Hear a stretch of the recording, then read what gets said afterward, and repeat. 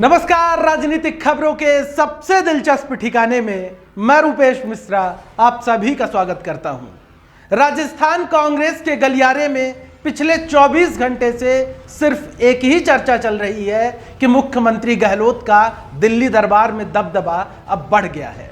यानी मुख्यमंत्री गहलोत दिल्ली दरबार में ये मैसेज देने में सफल रहे हैं कि बगैर सचिन पायलट भी राजस्थान कांग्रेस की नैया आसानी से चल सकती है।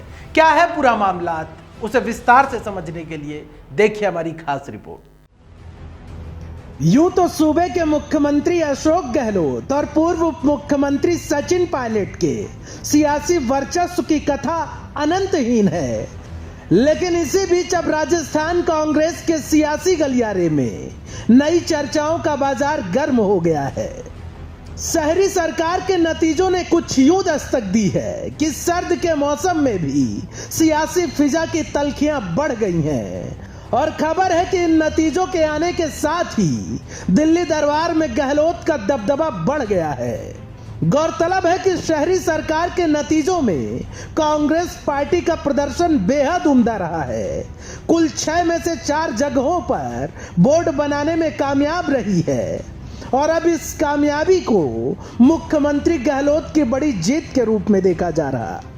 गौरतलब है कि जब पायलट बनाम अशोक गहलोत की जंग 35 दिनों तक चली थी, उसके बाद पीसीसी चीफ की कुर्सी पर गोविंद सिंह डोटासरा को काबिज किया गया था। लिहाजा इस चुनाव में कहा जा रहा था कि पायलट जिस रूप में पीसीसी चीफ की कुर्सी से विदा हुए हैं, उसका खामियाजा अब गहलोत सरकार को शहरी सरकार के चुनाव में उठाना पड़ेगा, लेकिन ऐसा नहीं हुआ। वहीं दूसरी बड़ी बात, डोटासरा पीसीसी के बॉस तो बन गए थे, लेकिन कार्यकारिणी अभी तक घोषित नहीं हुई। लिहाजा कांग्रेस पार्टी ने पूरा चुनाव बगैर कार्यकारिणी ही लड़ा और बेहतर प्रदर्शन कर दिखाया। इसलिए डोटासरा के लिए भी बतौर पीसीसी चीफ यह बड़ी उपलब्धि मानी जाएगी।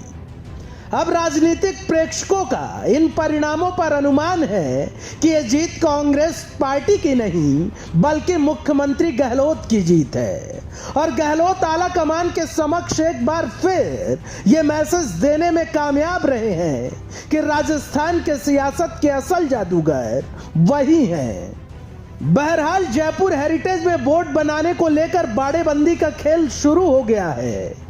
कल देर रात ही गहलोत सरकार के मंत्रियों ने बाड़ाबंदी का फैसला किया और फौरन पुलिस की निगरानी में पार्षदों को होटल शकुन में शिफ्ट किया गया, क्योंकि यहां कुर्सी का रास्ता निर्दलियों के आंगन से होकर गुजरता है। बहरहाल अभी तक तो कांग्रेस ने निर्दलीय पार्षदों को साध रखा है, आगे क्या होगा ये वक्त तय करेगा।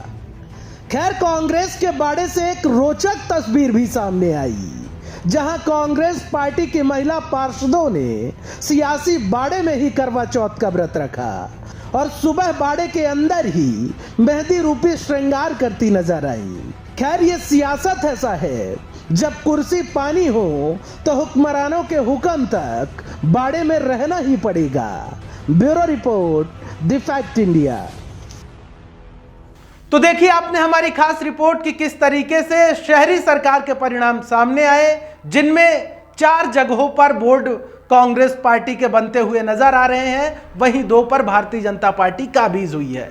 लेकिन कांग्रेस की बड़ी जीत ये इसलिए भी मानी जा रही है क्योंकि जो शहर में जो कांग्रेस पार्टी का मतदाता है वो अमूमन कम होता है, लेकिन इसके बावजूद जिस प्रकार से कांग्रेस पार्टी वोट बनाने में सफल रही है, उसका पूरा श्रेय अब मुख्यमंत्री गहलोत को दिया जा रहा है। बहरहाल ये देखना और भी दिलचस्प होगा कि अब आगे की सियासत किस करवट बैठती है। दोस्तों, कल फिर हाजिर होंगे सियासत की बड़ी खबर के साथ। तब तक के लिए नमस्कार।